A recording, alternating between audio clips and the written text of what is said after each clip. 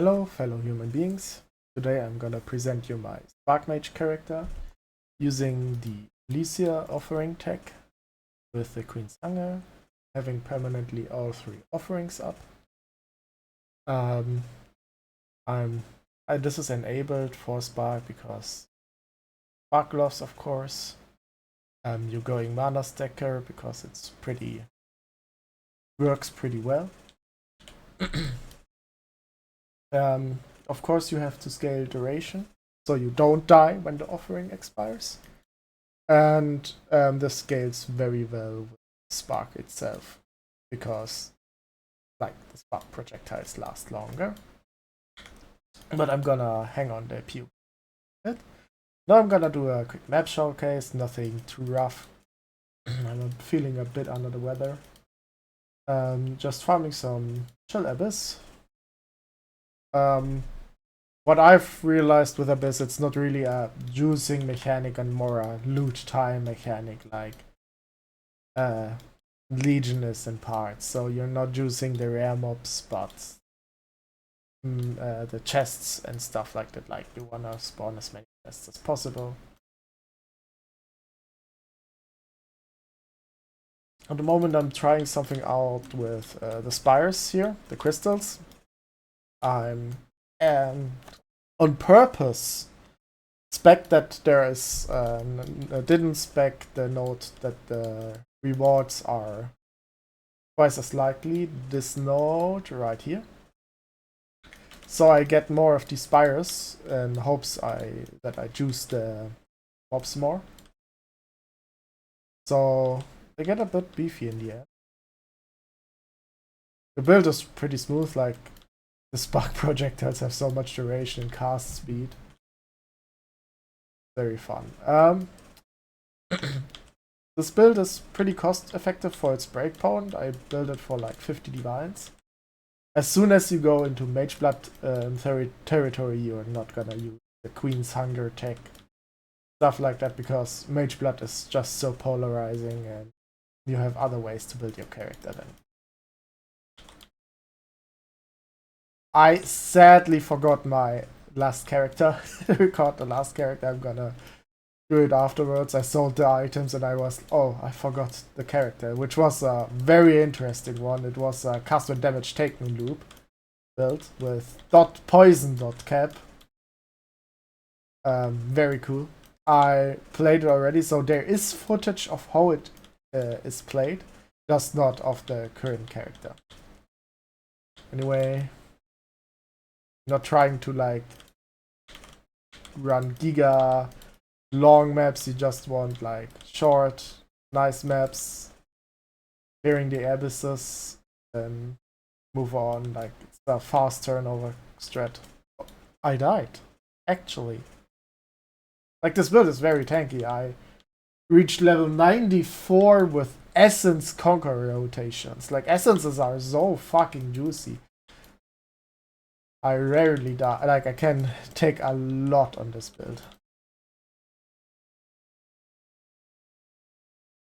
Okay, let's finish up the map. That's why I was so surprised right now. But like, yeah, really stacks in the end, and it drops nothing. Like Abyss is just in a sad stage right now. Fuck. And yeah, now let's kill the boss.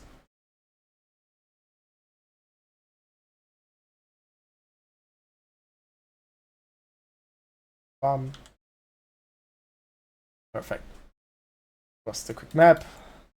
The strat isn't the best. I just wanted to try something else. Yeah, we're also using Pearl of Zor to get level 20 Pierce for our gloves. This saves us taking 2 medium cluster jewels, which in total saves us 6 passive points.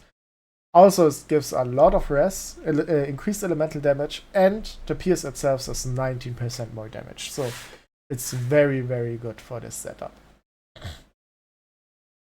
In general, yeah, you socket your like mortar efficacy and moderation into your body armor, so the offerings last longer.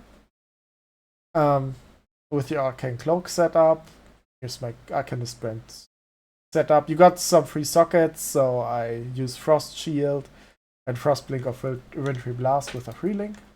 Oops, wrong BOB. There it is. Now let's dive into the BOB.